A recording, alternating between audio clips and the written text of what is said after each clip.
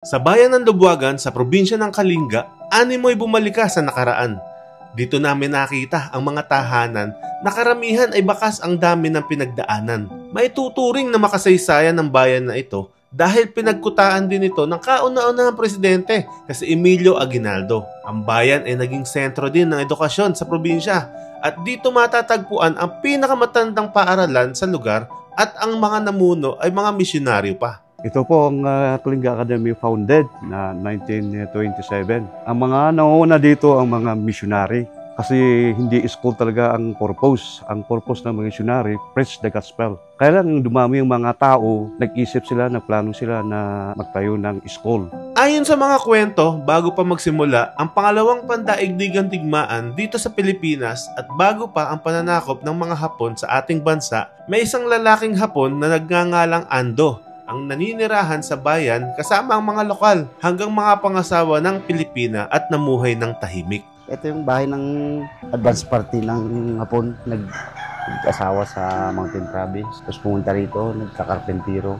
Subalit, isang araw ay dumating ang mga sundalong Hapon at tinipon ng mga tao sa isang lugar para imasaker. Ngunit dumating si Ando sa lugar at pinigilan ang mga ito. Tapos nalaman po pala, spy po pala yun? O nung pumutok yung Gera or Roberto, imasaker sana. Kasi wala yung si Ando, inano yung mga tao sa isang lugar. Ah, inipon? Inipon, tapos imasaker sana, naka-ano yung kwan niya. Tapos dumating si Ando, tapos sabi niya, wag kasi mababait mga tao dito, sabi niya. Itinaas daw yung machine gun, tapos pinakita lang.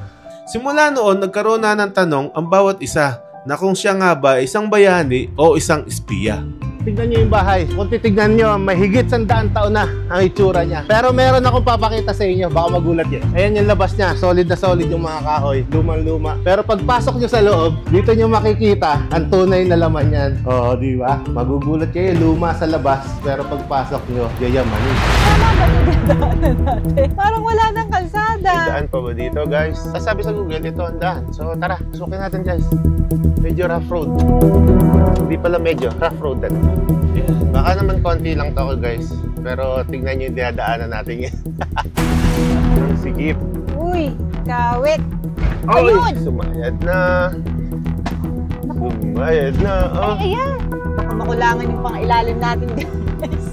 Wala nang atrasan to, guys. Ay, wala. Wala kang mamani-obrahan dito. Sana may daan pa doon. Ay, Ling, malalim to. Tingnan, silipin mo muna. Kaso kaya kami dito? Tama kaya itong pinasok namin? Paliit ng paliit. Check ko muna yung daan, guys. Dito medyo patag-patag na. May kalsada? Ganito pa rin, pero patag na. Feeling ko, shortcut tong binigay sa atin ni Google Map. Gilid pa!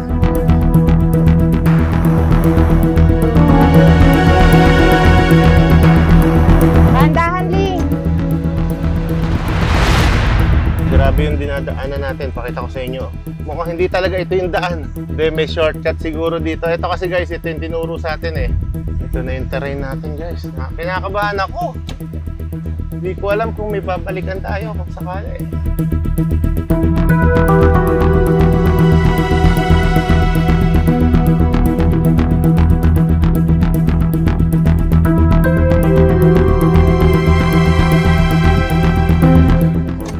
Grabe daan natin. Ay, may gate dun, oh. Guys, nakita ko na yung highway nasa baba. Kaya lang nasa taas tayo. Ay, baka yan. Ito baka pababa na to. Tingnan natin kung pwede na tayong dumaan dito. Kuya, makakadaan po dito? Sa semento? Thank you Thank po. you! Naligaw kami! Pinatibok yung puso ko. Grabe. Dahan-dahan. Malalim to. Yan, malapit nang sumayad. Sige, go. Dahan-dahan, ops. Dahan-dahan dyan. Yun. Alright.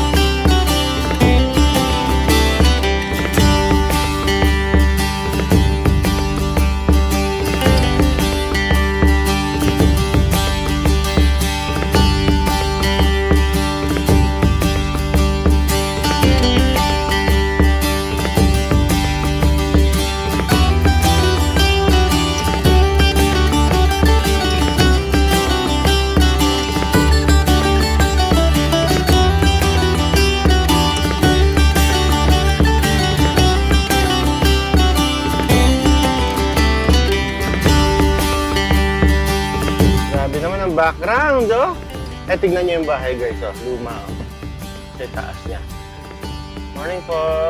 Parang bumalik ka sa panahon ni Fernando Po Jr.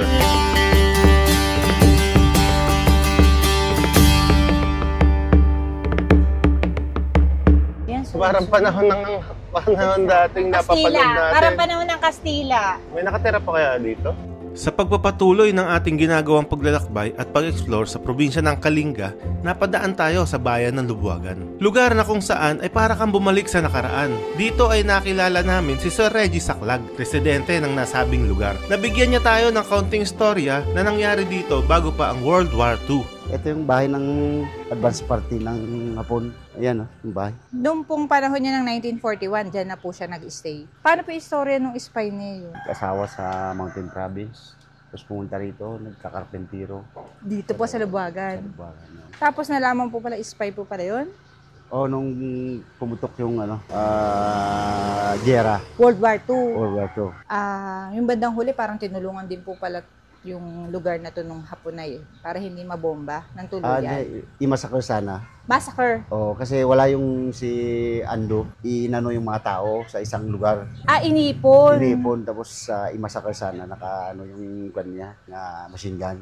Tapos dumating si Ando, tapos sabi niya, wag kasi mababait mga tao dito, sabi niya.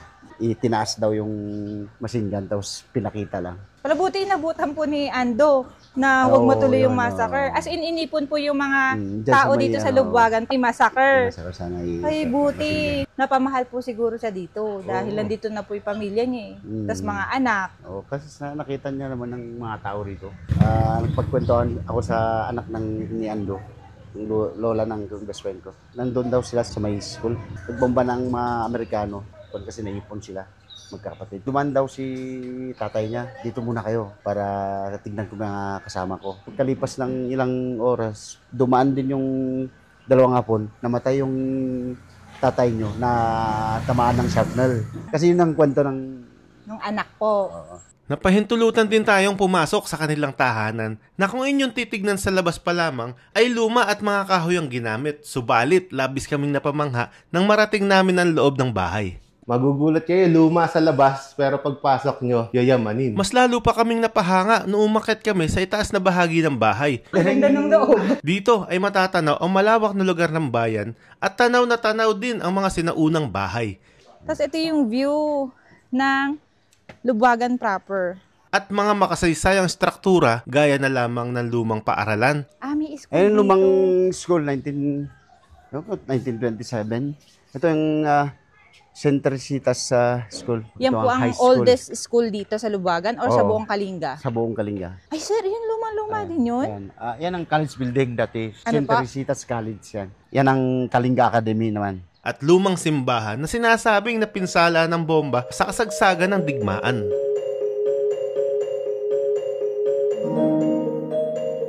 Nandito yung mga bahay kung saan nanirahan yung mga Hapon. Ito, isa sa pinakalumang bahay, oh. Itong bahay nila, ito, bahay ni dating Mayor Dogyang. Sa pagkakataong ito, sasamahan tayo ni Kagawad Bishop Balangi. Ito yun naman yung church ng UCCP. Ito, yung Kalinga Academy yan. So ito po, Kalinga Academy. Opo. 1927. Opo. Yan ang pinaka-old na ng missionaries noon. Kaya tignan mo yung itsura niya. Grabe, lumang-luma. Lumang-luma. Ito po, yung pinakaluman din namin na unang espilaan nung panahon ng college building ng St. Teresitas. Yan po natira na school ng Kalinga and Apayao. Ito po ang Kalinga Academy founded na 1927. Ang mga nauna dito ang mga missionary kasi hindi school talaga ang purpose. Ang purpose ng mga missionary, preach the gospel, to share God's word to the people. Kaya lang dumami yung mga tao, nag-isip sila, nagplano sila na magtayo ng school kasi maraming nag-graduate dito. Opo. Ito po pala. 1927, before World War pa. Parang So, year po pala, Pastor, nag-umpisa yung World War II? 1941? Kung sa Europe, 1939 sa Germany, 39 panahon ni Hitler. Dito sa Pilipinas, Dito po. dumating 1942. Yan sa dulo, yung mga mission house, bahay ng mga mga missionaries. Dito sila natulog. May dito, hospital, John Rock Memorial Hospital. Kaya lang natanggal dito. Ito ang mga mission house. Mission house. Yung mga boarding house ng mga missionary. 1927 mga ito. Old building ito. Isang sundalo. Sundalo ng Hapon yung pag-asawa dito. Ang mga Japanese ito, tinipon nila ang mga taga rito. Talagang imasakar. Talagang masakarin talaga sila. Dito sa plaza, tinipon ng mga Japanese sila. Kaya lang, yung Japanese na pag-asawa, mabait ng mga tao dito. Wala nang masama na ginawa nila. Bakit natin papatayin? Yan sila, hindi na tinuloy. Siya ang nangasip sa taga rito eh. Si Ando, spy siguro sa mga Amerikano. Espiya sa mga Amerikano. Siguro kasi yung kalaban ng mga ng mga Hapon. eh. May apo sila ang anak nila ay 3 eh. At may apo siya. Meron din ang asawa niya, buhay rin na. Daanan ninyong bayan.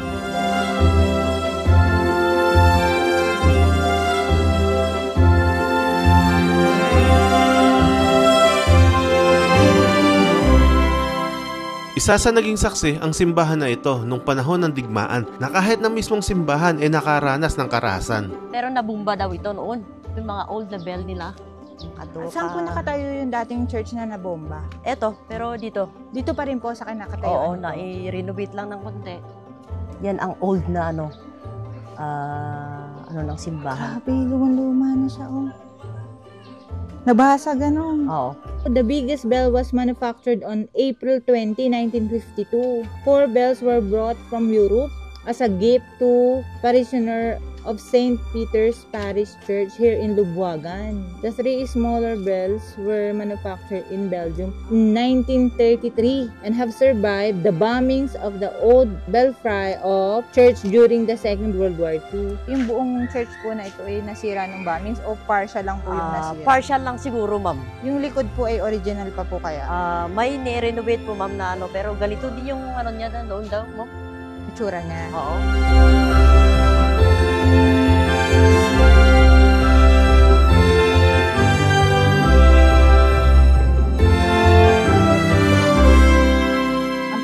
Ng asawa ni Ando ay Filomena. Filomena Polito Ando. Apelido po pala yung Ando. Yes, ma'am. At dahil nga sa pag-explore natin ay napag-alaman natin na may natitira pa palang kaanak si Ando na nung una ay medyo kalituhan ang naibigay sa atin. Panganyik siya. Walang tambo kami first. Kami. Pat kumalaka ka 75. Pigatawan, Benya, 1972. Alait siya ko na po. Nung 26 ako, asawa nila sila kay Mr. Ando, she is 28 years old. And 1846. Yes. Ayun, kaya pala hindi tayo magtugma. Magkaiba palang tira. Bali, manugang na. When? Yung manugang na pala si Auntie Filomena. At sa haba-haba ng kwentuhan at tuntunan, bandang huli ay nagkaintindihan din. Dahil nga ang pangalang Ando ay apelido, nagkaroon ng konting pagkakagulo. Nagkahalo-halo na ang bawat henerasyon ng bawat tao. At sa huli, napag-alaman namin na si Auntie ay manugang na sa apo ng matandang Ando. Si Mr. Ando, yung senior, asawa na ni Maria. Opo. Nanganak. Si Elena. Siya ang nanay ni Ben. Apo na pala si Ben. Tama, naging apo na pala. Yan na Apo! Hindi niyo po binan si Ando. Yung asawa ni Elena, soldado lang.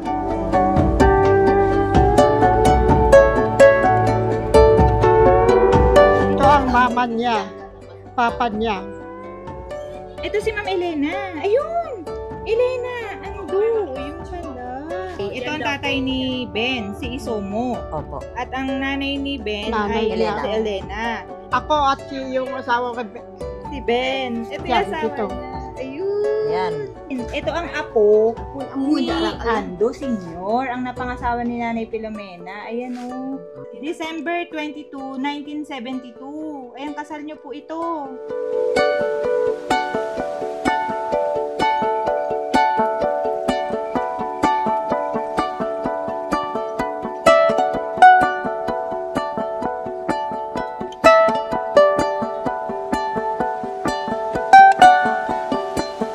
Tumira sila Sir Ando, tsaka Yes, si Ma'am Maria. Yes. Grabe. Pero parang na-renovate ang ilalim. Ito yung old na bahay nila, Senior Ando. At saka si Maria at saka si Elena. Ito ang bahay nila. Pumunta tayo sa baba. Ano, yun, puntod ng mama ni Elena. Mama ni Elena. O nga, si Mama Maria nga po. Si Mama Maria. Ay, ito po ang puntod ng asawa ni Sir Ando. Senior, ayun. Marian Elena Ando. Ay, ayan, meron po nakalagay. Died, anong year to? Born June 3, 1905. Died on November 5, 1988. Bahay na may kadugtong dito. Ito yung nasira na ano nila kasi Nasira matagal na. na walang tao.